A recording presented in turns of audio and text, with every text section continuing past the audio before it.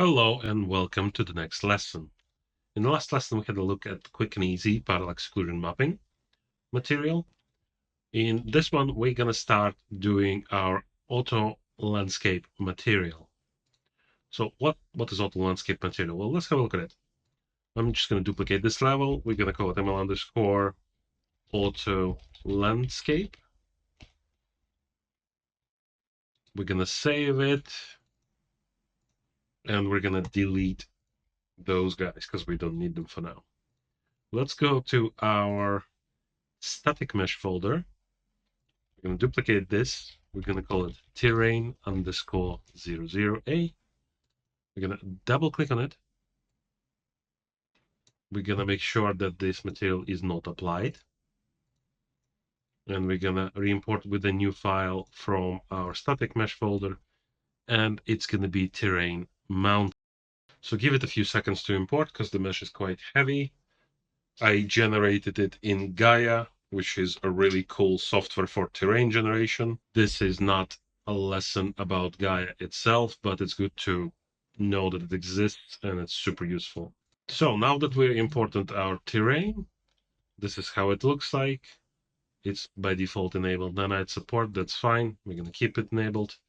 Let's drag it to our level and let's make it considerably bigger, because this is supposed to be a mountain, so it's much bigger than that actually. Yes, you can use landscape to create something like this. Yes, you can import height maps from either Houdini or Gaia and use those height maps and splat masks to derive the coloring of this landscape, but I prefer not to use landscapes, and this is a personal choice.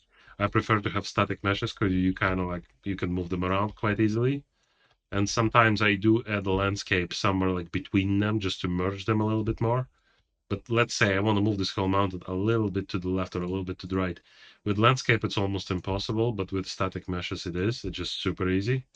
And also, I'm not a big fan of using splat masks because as soon as you import them, they're fixed.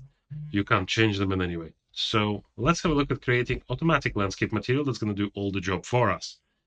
And let's start with something super simple. Let's go to our materials. We're going to duplicate our master base. We're going to call it master auto landscape. We're going to save it. And we're also going to remove everything we have here. And we're going to set it to use material attributes. So we have just one pin because we're going to blend between a few different levels. And let's drop in texture set. Let's drop texture set 01 as well. For now, we're just going to use those two, but we're going to plug in all four. And like I said, useful to have Lego blocks because now you don't need to write or copy anything across. You just use this function and you're ready to go. Blend material attributes.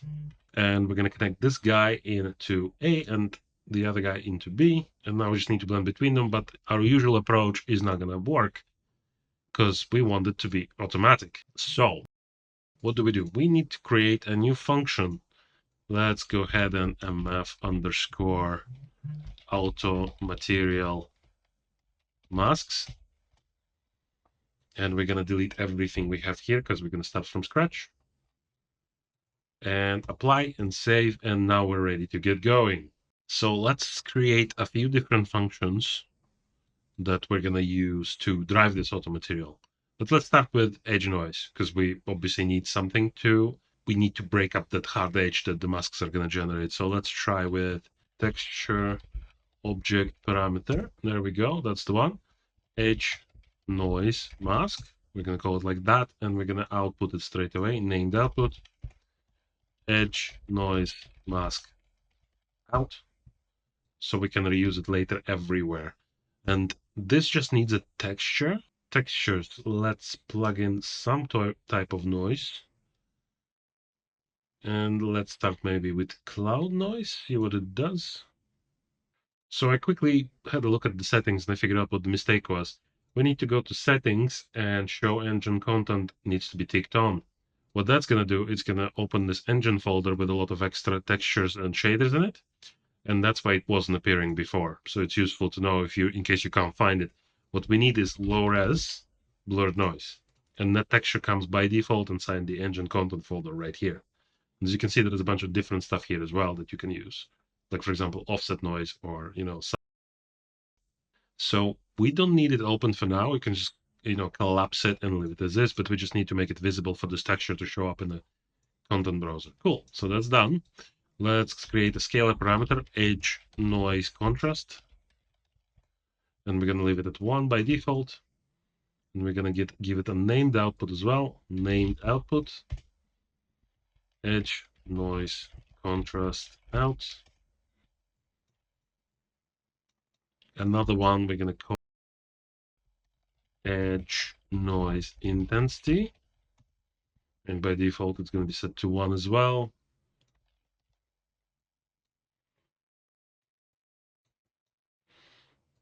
Edge noise intensity. I'm going to call it out. We're going to create another scalar, edge noise tiling. And by default, we're going to set it to 1 as well.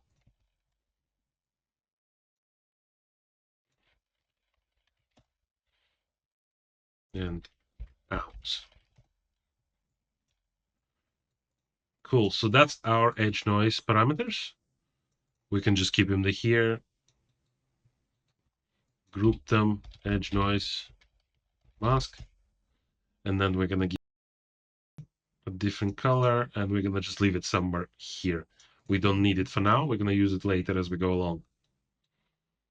So the first thing we're going to do is we're going to create an angle. An angle is a vector-free thing. So if you drop in a vector, convert it to parameter, and call it SM for slope mask, 0, 0, angle, and we're going to be using just the Z up vector. So for this, we're going to be using B channel. Y, Z, we just need Z, so we set it to 1. Nothing else is going to be taken into account.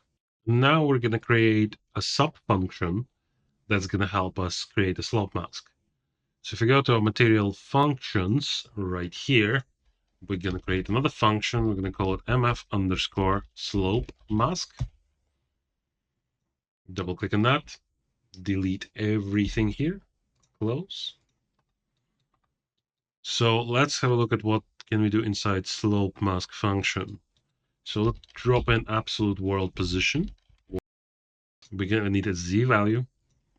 Let's drop in an add. And we're going to create an input of scalar, so function input. It's going to be scalar parameter, and we're going to call it max world position. And we're going to invert it, 1 minus node, as you remember correctly. Connect it to B. Let's make a little bit more room here. So we added it together. That's going to be basically the max height. Multiply it. And we're going to drop in another parameter, also scalar. So we can just duplicate this guy. And we're going to call it max world position power. And we're going to drop in an add node with 0.01 value. A, and we're going to connect this guy to B. And it will all make sense in a second, but we're going to start messing about with those parameters. You can also have a look what does what, essentially. Let's gonna invert this again, 1 minus.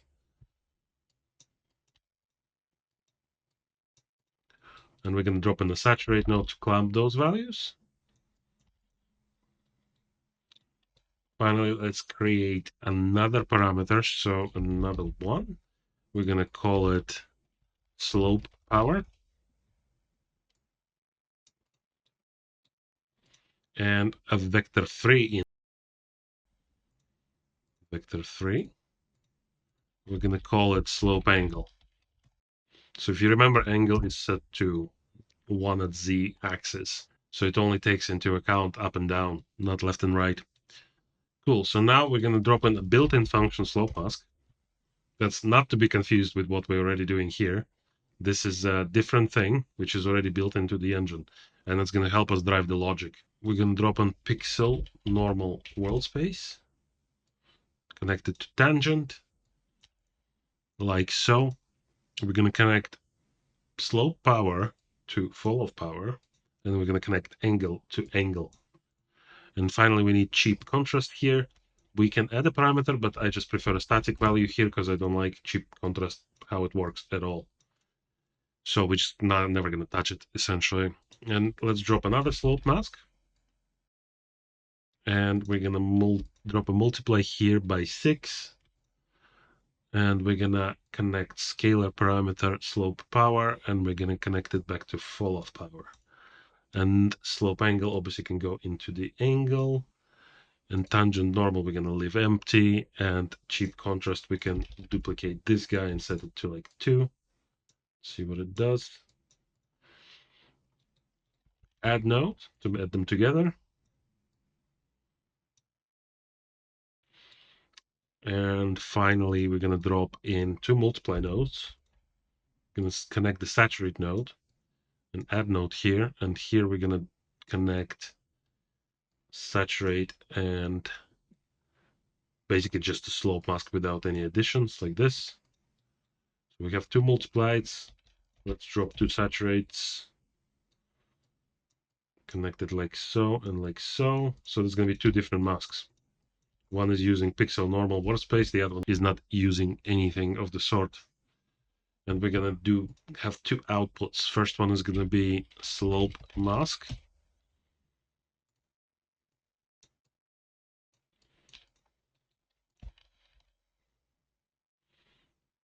And the second one is going to be slope normal mask.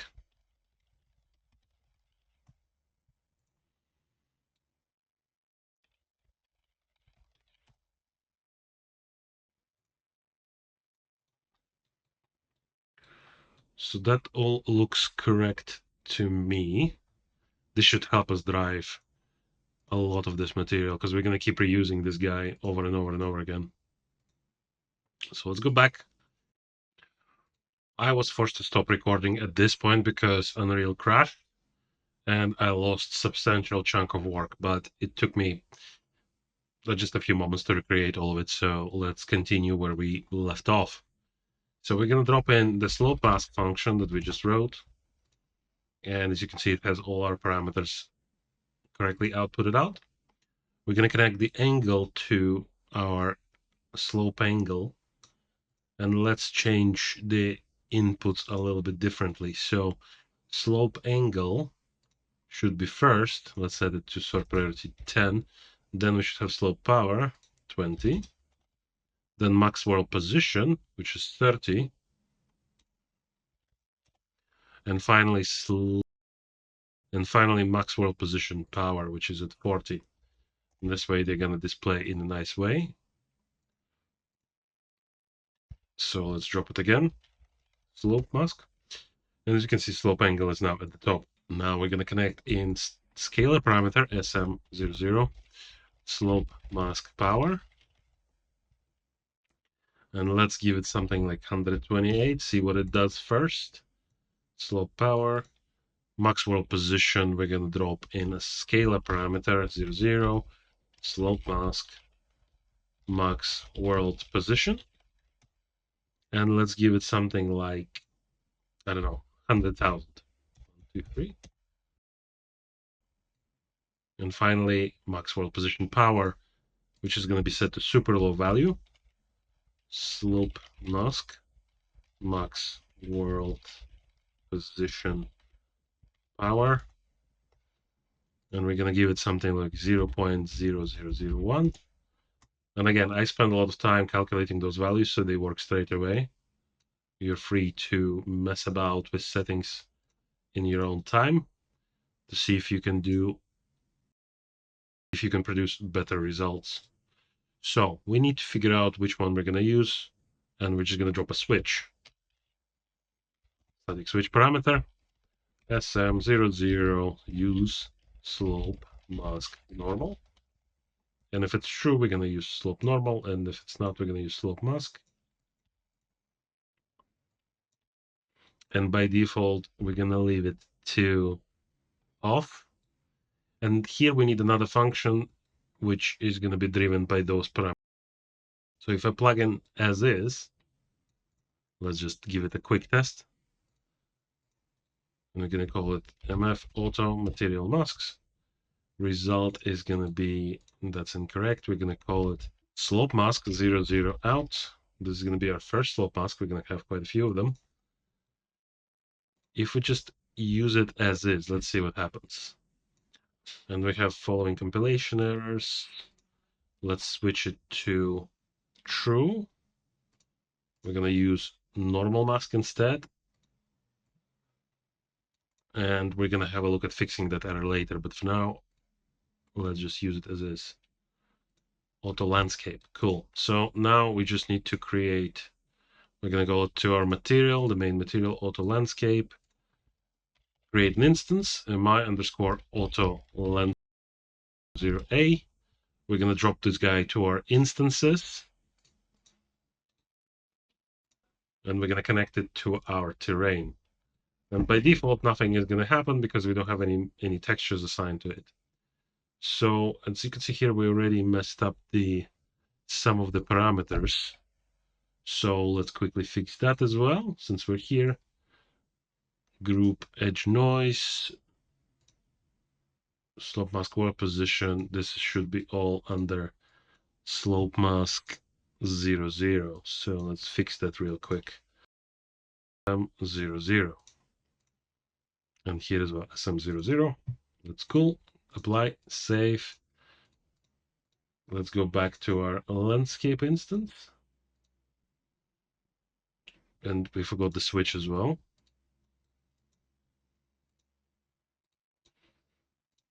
It might be annoying for some of you, but I think organizing it straight away, right off the bat, is really important because the materials can get really messy really quick. Okay, so first material, and let's find textures for it. So we're going to use, let's say, ground grass, like so. And let's see. Now, currently, mask is not doing anything at all.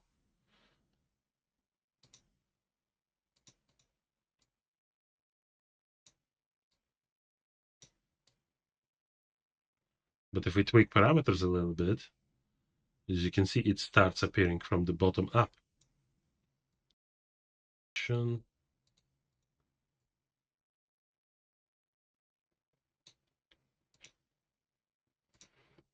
if I change the angle, it's going to appear from different angle as well. So if I go to 0 and set this R to 1, it should appear on a different side. Here it is. So now it's only appearing on the x-axis. Here we go. Here it's super visible. And slope angle. And if we obviously switch it to green, this y-axis is going to appear on the y-axis. So it's cool to mix and match those. So now we're only interested in the blue channel, which is up and down. And it's already pretty decent. Like, even without the edge noise addition, it's going to work. So let's get something like, actually, I think it would be helpful to change the first texture set to rocks and then the second one to grass soil. So let's switch. Let's give it this a grass. And the first one is going to be a cliff.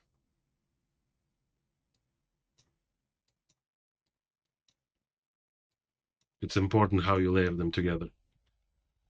Okay, great. So now we can see that the mask is driving where which texture set appears where, essentially, and it's blending them quite nicely as well. That's already a really good start. Let's continue. And actually, I'm not a big fan of this rock texture, so let's change it to something else. Something like, we had this really nice texture here, basalt. Let's grab this guy. Yeah, I like it a lot more. I think it's artistically pleasing to look at something like this. Maybe let's go to texture tiling and do like 4, maybe 2.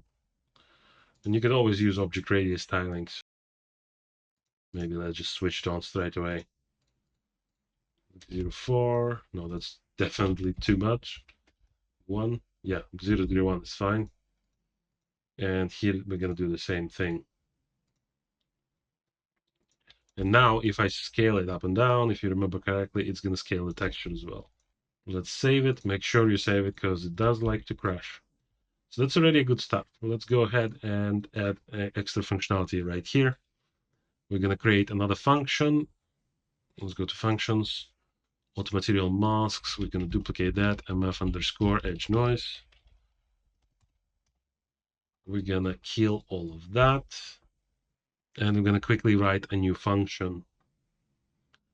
Okay, so we need a few inputs. Let's start with texture coordinates. And we're going to put a divide node. And we're going to divide it by an input. Default is going to be set to 1, but we're going to drop an input function input of scalar input. We're going to collapse it, call it edge noise tiling. By default is going to be 1. Now we're going to need a texture sample node, connect UVs to it, and we're going to get an input, another function input, but this is going to be texture 2D because we need a texture here. And by default, because it's not going to preview anything if we don't plug in actually in, we're going to drop in texture object just as a preview object. Let's find it. And we're going to plug in that low res blur noise that we already. For some reason, it's not showing up. Let's try again. Low res blur noise. Cool. That's it. Connect. Now it's going to be previewing correctly. Let's grab a green channel from it. I'm going to put another divide node. Connect it like so. We're going to another input, function input, and this one is going to be scalar, and we're going to call it mask input. And we're going to get default of preview purposes. Connect it like so. So we're going to divide it by we're going to divide the input mask by this noise, and that's what's going to give us this nice, edge. Let's drop a clamp node so it doesn't go higher or lower than 0 and 1. Let's drop in the power node to control it. And we're going to drop in another function input. This is going to be scalar because we need to control it to, we're going to need to connect it to power. So scalar, it's going to call edge noise contrast, or rather edge noise power. Contrast is completely different node, and I'm not a fan of using it at all. It just doesn't do what I want it to do. So power is a much better contrast node. Linear interpolate node, we're going to connect this guy to B, and we're going to get another input. And this time it's going to be edge noise intensity. And this is going to be our alpha. Essentially, it's going to be, well, 0 and 1 controls the blending between A and B. So for now, we're going to just connect this guy right here. Or you can just connect it like this. It's the same deal. It's just for preview. We have mask input here. We're going to connect it to our lerp. So it's going to lerp between just the mask itself and the essentially shredded by noise mask here. Saturate node, connect, and make sure it's all lined up so it looks nicely. And here we need to change the name, edge noise out.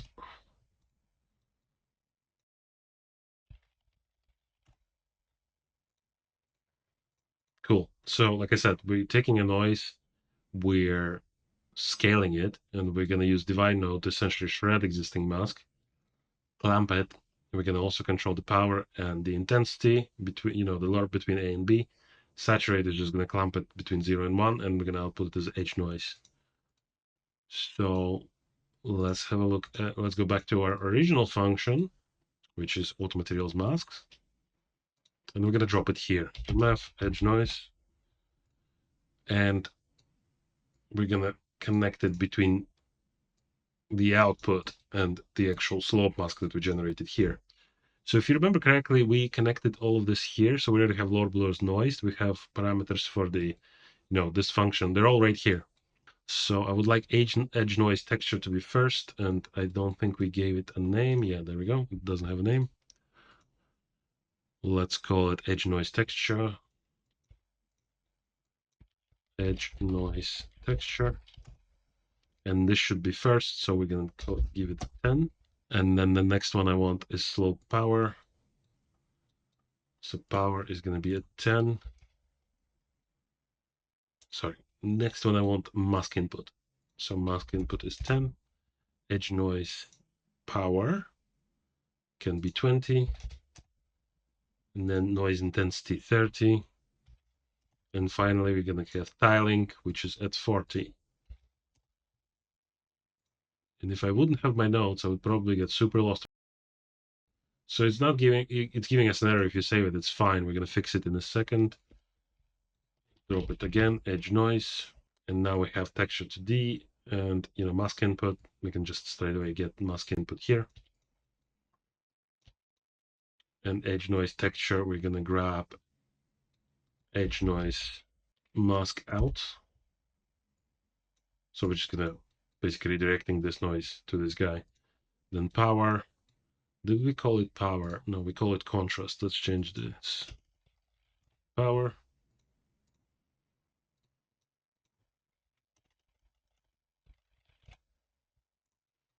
So power out. Edge noise power out. Intensity out. Out. And edge noise tiling. Tiling out. It's going to be the same exact edge noise between all of them, so that's why I just made, one group of parameters right here. And let's connect it to our output now, and it should just work. And this is going to be our slope mask 0, 0. And let's give it something like cooler color this time, like green, like so. Cool. So that's our first one done. Let's have a look what it does. We're going to make sure that that's closed. We're going to keep this guy open. Landscape material is connected correctly. Auto landscape. And let's have a look real close what's happening at the edge. So we're more curious about what's happening, the blend between the two. Slope mask edge noise. Let's expose all of those parameters and play with them. So power, we can increase it or lower it. Let's set like 4. Let's play with tiling. If you go like super low,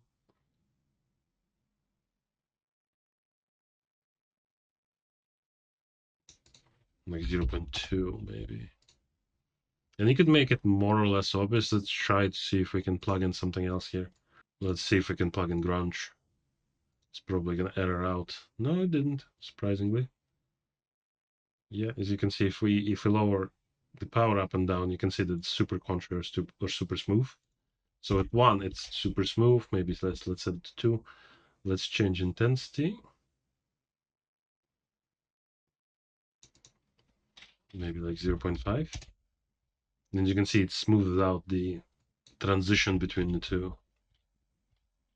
So instead of just having sharp noise, you're gonna have nice transition. So like 0.8, I don't know. Play with it. It entirely depends on your taste.